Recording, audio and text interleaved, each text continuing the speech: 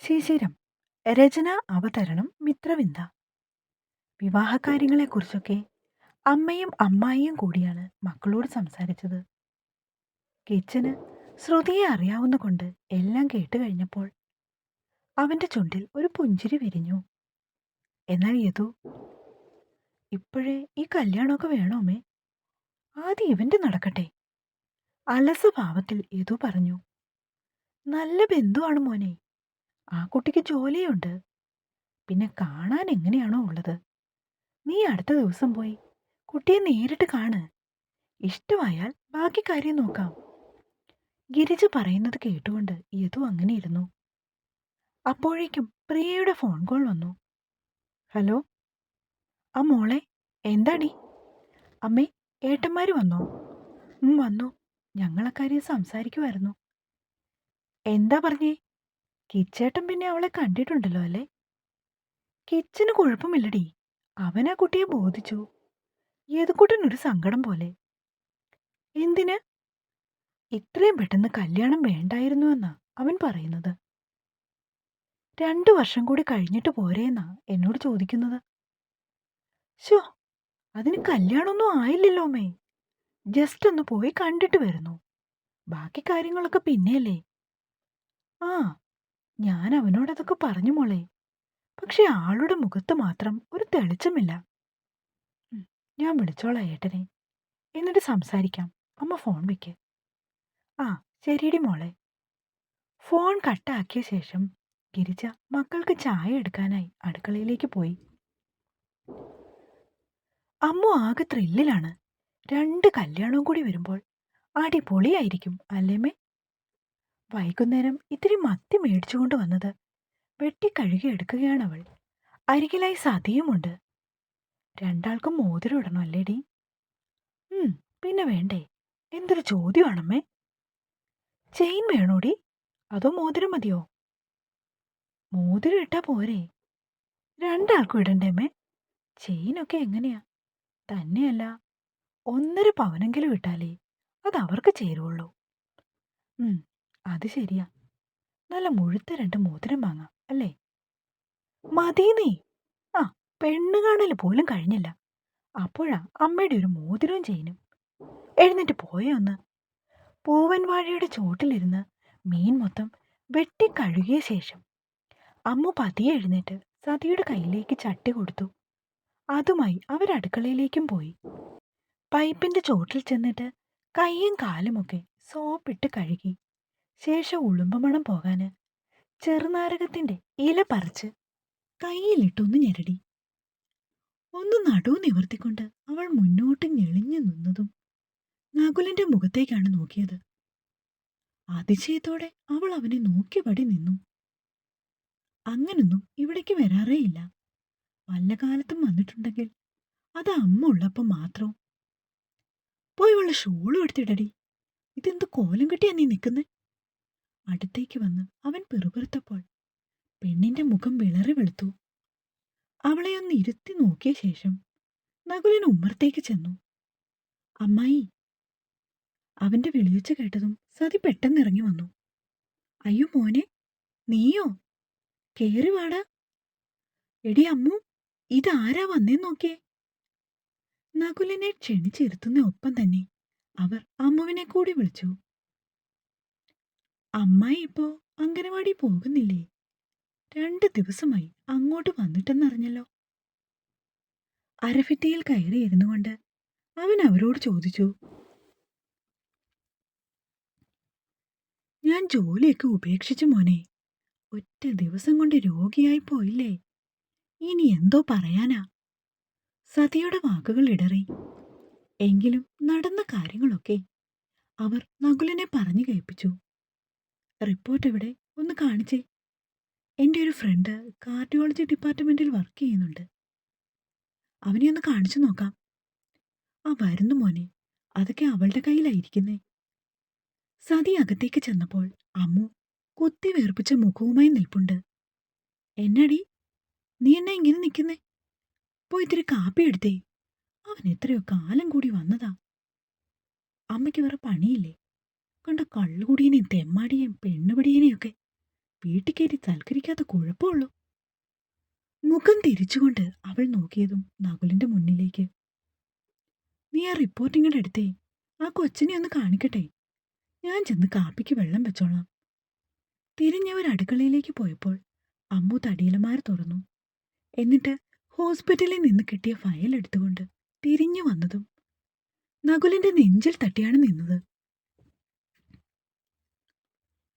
പെട്ടെന്നവൾ പിന്നോട്ട് മാറിയതും വലങ്കൈ കൊണ്ട് നകുലൻ അവളെ പിടിച്ച് തന്റെ ശരീരത്തോട് ചേർത്തു നിർത്തി. എത്ര പെണ്ണുങ്ങളെ പിടിക്കുന്നതാണ് നീ കണ്ടേക്കുന്നത്? പറയടി പുല്ലേ. അവളുടെ മുഖത്തേക്ക് തന്റെ മുഖം അടുപ്പിച്ചുകൊണ്ട് അവൻ ശബ്ദം താഴ്ത്തി ചോദിച്ചതും അമ്മുവിന്റെ ശരീരം വിറച്ചുപോയി. നകുലേട്ട, അമ്മ കാണും, വിട്ടേ. വട്ടം ചുറ്റി പിടിച്ചിരുന്ന അവന്റെ കൈകൾ അല്പം കൂടി മുറുകിയപ്പോൾ അമ്മു നിസ്സഹായായിട്ട് അവനെ ഒന്ന് നോക്കി. ഇനി മേലിൽ ഇമ്മാതിരി ഡയലോഗ് പറഞ്ഞേക്കരുത്, കേട്ടല്ലോ. അവൾക്കുള്ള താക്കീത് നൽകുന്ന ഒപ്പം തന്നെ നകുലൻ അല്പം കൂടി അമ്മുവിനെ അവനിലേക്ക് ചേർത്തിരുന്നു. ഇരു കൈകളും മാറിൽ പിണച്ചു വെച്ചുകൊണ്ട് അതവനെ സ്പർശിക്കാതെ അത്രമേൽ സൂക്ഷിച്ചായിരുന്നു അവളുടെ നിൽപ്പ്. അമ്മു, കെട്ടിയോടി കൊച്ചേ? സതി വിളിച്ചു ചോദിച്ചതും അവന്റെ കൈകൾ അല്പം അയഞ്ഞു. ആ തക്കം നോക്കി അമ്മു അവന്റെ അടുത്തു നിന്നും തെന്നി മാറി. സതിയുടെ റിപ്പോർട്ടൊക്കെ വാങ്ങി പരിശോധിച്ച് ശേഷം നകുലൻ അതിന്റെ 1-2 ഫോട്ടോസ് അവന്റെ ഫോണിലേക്ക് പകർത്തി. പേടിക്കാനൊന്നുമില്ല അപ്പച്ചി. എന്തായാലും ഞാൻ എൻ്റെ ഫ്രണ്ടിനെ ഒന്ന് കാണിക്കട്ടെ. പിന്നെ ഡോക്ടർ പറഞ്ഞ പോലെ കേക്ക്. നന്നായി റെസ്റ്റ് എടുക്ക്. ജോലിക്കൊന്നും പോകണ്ട. എന്തെങ്കിലും ആവശ്യമുണ്ടെങ്കിൽ വിളിച്ചാൽ മതി. ആദ്യമായിട്ടായിരുന്നു സതിക്ക് നകുലിനിൽ നിന്നും അങ്ങനെ ഒരു അനുഭവം.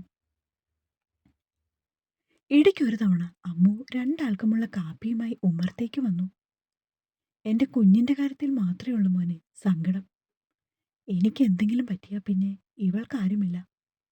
അതോർത്ത് മാത്രമേ എൻ്റെ നെഞ്ചു പൊട്ടുകയുള്ളൂ. സതിയുടെ വാക്കുകൾ ഇടറി. അവരെ ഒന്ന് ദഹിപ്പിച്ചു നോക്കിയിട്ട് അമ്മു അകത്തേക്ക് വീണ്ടും കയറിപ്പോയി. നകുലനാണെങ്കിൽ സത്യത്തിൽ മറുപടിയൊന്നും പറഞ്ഞതുമില്ല. അപ്പോഴേക്കും കിച്ചുവിൻ്റെയും യദുവിൻ്റെയും കാര്യത്തെക്കുറിച്ചായി സതിയുടെ പിന്നത്തെ സംസാരം. അവനൊന്നും മൂളി. കുറച്ചു സമയം ഇരുന്ന് സംസാരിച്ച് ശേഷം നകുലൻ അവിടെ നിന്ന് യാത്ര പറഞ്ഞിറങ്ങി. അമ്മു അടുക്കളയുടെ ജനാല വഴി അവൻ പോകുന്നതൊന്ന് എത്തി നോക്കി. കുറച്ചു മുന്നേ നകുലൻ പിടിച്ചവളെ ചേർത്ത് നിർത്തിയതോർത്തപ്പോൾ പെണ്ണിനാകെക്കൂടി ഒരു വല്ലായ്മ. ഒരു നെടുവീർപ്പോടു കൂടി അവൾ അമ്മയുടെ അടുത്തേക്ക് വീണ്ടും ചെന്നു. മോള് പോയി കുളിച്ചിട്ട് വാടി, വിളക്ക് കൊടുത്തി നാമം ജപിക്കണ്ടേ? ആ കുളിക്കാൻ പോവാ. ആ സാധനം ഇറങ്ങിപ്പോകാതെ എങ്ങനാ ഇങ്ങോട്ട് വരുന്നേന്നോർത്ത് ഞാൻ അടുക്കളയിൽ നിൽക്കുമായിരുന്നു. അവൻ എവിടെ ഇരിപ്പുണ്ടെന്ന് കരുതി നിനക്ക് കുളിക്കാൻ പോകുന്നതിന് എന്താടി കുഴപ്പം? ഓ, ഒരു കുഴപ്പവുമില്ല. അത്രയ്ക്ക് പത്രം മാറ്റി തങ്കമല്ലേ അമ്മയുടെ പൊന്നാങ്ങളയുടെ മോന്. കലിപ്പിൽ അമ്മ വെളിയിലേക്ക് ഇറങ്ങിയതും സതി താടിക്ക് കയ്യും കൊടുത്തുകൊണ്ടിരുന്നു. അയാൾ ഇന്നൊന്ന് വന്നെന്ന് കരുതിയേ അമ്മ ഒരുപാടങ്ങ് പൊങ്ങാൻ നിൽക്കേണ്ട. അങ്ങേരുടെ സ്വഭാവം നാട്ടിലൊക്കെ പാട്ടാണ്, അറിയാലോ. എന്തോന്ന് സ്വഭാവം അടി? അവൻ ഈ കര വിട്ടു പോയിട്ട് തന്നെ വർഷം 4-5ആയി. എഞ്ചിനീയറിംഗ് കഴിഞ്ഞപ്പോഴേ എന്തോ ഇന്റർവ്യൂ ഒക്കെ കഴിഞ്ഞ് അവൻ എറണാകുളത്തുള്ളൊരു കമ്പനി ജോലിക്ക് കയറിയതാ. പിന്നെ ആളുകളൊക്കെ എന്തെങ്കിലുമൊക്കെ പറയും എന്ന് കരുതി ഞാൻ ഒരിക്കലും അത് വിശ്വസിക്കില്ല. എനിക്ക് യദുക്കുട്ടനും കിച്ചനും നകുലനും ഒക്കെ ഒരുപോലെയാ. യദുവേട്ടന്റെയും കിച്ചേട്ടന്റെയും പോലെ അല്ലമ്മേ നകുലിന്റെ സ്വഭാവം. അയാൾ അടുത്ത് വരുമ്പോൾ തന്നെ മദ്യത്തിന്റെ മണമാ. പിന്നെ ആ ചുണ്ടിന്റെയൊക്കെ കോലം കണ്ടില്ലേ? സിഗരറ്റ് വലിച്ചു വലിച്ച് ആ കറയാ ചുണ്ടത്ത് മുഴുവൻ. അയാളുടെ കയ്യിലില്ലാത്ത വഷളത്തരങ്ങളൊന്നുമില്ല. ഒരു പെണ്ണിനെയും കൊണ്ട് ഒരു ദിവസം കയറി വരും. അപ്പോ അറിയാം അമ്മയുടെ പുന്നാര മോന്റെ വിശേഷം. അറപ്പോടുകൂടി അമ്മ പറഞ്ഞു നിർത്തിയതും സതി തൂണിൽ പിടിച്ച് വായും പൊളിച്ചു നിൽക്കുകയാണ്. അപ്പച്ചി. നകുലിന്റെ ശബ്ദം കേട്ടതും അമ്മു വിറച്ചു. താക്കോൽ എടുക്കാൻ മറന്നു. മോനെ. എന്തോ പറയുവാൻ വേണ്ടി തുടങ്ങിയതും അവൻ പെട്ടെന്ന് കൈയെടുത്ത് വിലക്കി. ഞാൻ പോവാ അപ്പച്ചി, നേരം വൈകി. വരമ്പത്തുകൂടി വേഗത്തിൽ നടന്നു പോകുന്ന നകുലിനെ നോക്കി സതി സങ്കടത്തോടെ നിന്നു. യാതൊരു കൂസലുമില്ലാതെ കുളിക്കാൻ കയറിപ്പോകുന്ന മകളെ കണ്ടതും അവർക്ക് ഇത്തിരി ദേഷ്യം തോന്നാതെയില്ല. ഒരാഴ്ച വേഗത്തിൽ കടന്നുപോയി.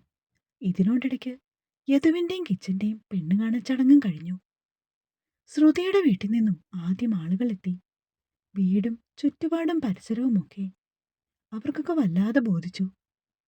ചെക്കന്റെ വീട്ടിൽ നിന്നും വേണ്ടപ്പെട്ട ആളുകൾ പെണ്ണിന്റെ വീട്ടിലേക്കും പോയി.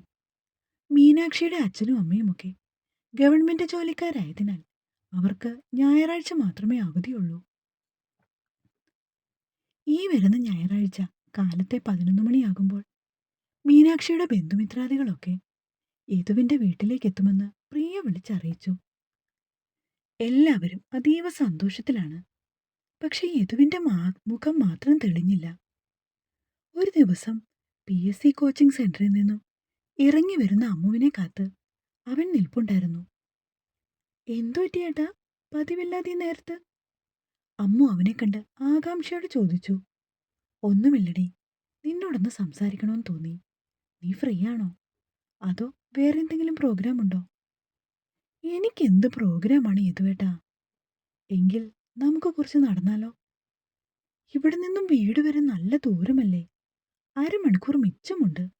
അപ്പോഴേക്കും എൻ്റെ കാല് കഴിച്ചൊടിയും. അതൊന്നും സാരമില്ല, നീ വന്നേ. യദുവിന്റെ മുഖത്തെ ഗൗരവം കണ്ടപ്പോഴേ അമ്മുവിന് മനസ്സിലായി കാര്യം എന്തോ സീരിയസ് ആണെന്ന്. 10 മിനിറ്റ് കഴിഞ്ഞിട്ടും അവൻ ഒന്നും പറയാതെ അങ്ങനെ നടക്കുകയാണ്. എന്താ യദുവേട്ടാ, എന്തെങ്കിലും പ്രശ്നമുണ്ടോ? എന്താണെങ്കിലും എന്നോട് പറയൂ. അമ്മുവിന് ആകെ കൂടി ടെൻഷനായി. അമ്മു, എനിക്ക് കല്യാണത്തിന് തീരെ താല്പര്യമില്ല. മുഖവുര ഒന്നും കൂടാതെ അവൻ അമ്മുവിനോട് പറഞ്ഞു. ഏ, താല്പര്യമില്ലെന്നോ? ഏട്ടനിത് എന്ത് വർത്താനാ പറയുന്നേ? അവളുടെ നെറ്റി ചൊളിഞ്ഞു. ഞാൻ പറഞ്ഞത് സത്യമാണ്. മീനാക്ഷിയെ ജസ്റ്റ് ഒന്ന് പോയി കണ്ടെന്നേ ഉള്ളൂ. അത് അമ്മയുടെയും പ്രിയയുടെയും നിർബന്ധം മൂലം. പക്ഷെ എനിക്കൊരിക്കലും ആ കുട്ടിയെ വിവാഹം കഴിക്കാൻ താല്പര്യമില്ല. എന്തു പറ്റിയേട്ടാ? എന്താണിപ്പോ ഇങ്ങനെ തോന്നുന്നേ? എനിക്ക് മറ്റൊരു പെൺകുട്ടിയെ ഇഷ്ടമാണ്, അവൻ പറഞ്ഞു. ഈശ്വര, ഈ യദുവേട്ടനത് എന്തൊക്കെയായി പറയുന്നേ? ആരെയാണ് എൻ്റെ യദുവേട്ടൻ ഇഷ്ടപ്പെടുന്നത്? എന്നിട്ട് എന്നോട് ഇതേവരെയായിട്ടും ഒന്ന് സൂചിപ്പിച്ചു പോലുമില്ല. സത്യം പറ, ആരാണ് ഏട്ടോ അയാള്? ആൾക്ക് എന്നെ ഇഷ്ടമാണോന്ന് അറിയില്ലടി. ആ ബെസ്റ്റ്. എൻ്റെ യദുവേട്ടനെ ഇഷ്ടപ്പെടാത്ത ഏത് പെൺകുട്ടിയാ ഉള്ളത്? അതൊക്കെ നമുക്ക് സെറ്റാക്കാം. ആദ്യം ആളാരാണെന്ന് പറ. അവൾ വീണ്ടും വീണ്ടും ചോദിച്ചതും യദു മുഖം കുനിച്ചു. പ്ലീസ് ഒന്ന് പറഞ്ഞേ യദുവേട്ടാ, ആരാണ് ആള്? ഒരുപാട് ദൂരത്തെങ്ങാനും ആണോ? അതോ? ദൂരത്തൊന്നുമല്ല, എൻ്റെ അരികിലുണ്ട്. അവൻ അമ്മുവിനെ നോക്കി പറഞ്ഞു. അവൻ പറയുന്നത് കേട്ടതും അമ്മു അക്ഷരാർത്ഥത്തിൽ ഞെട്ടിപ്പോയിരുന്നു. തുടരും.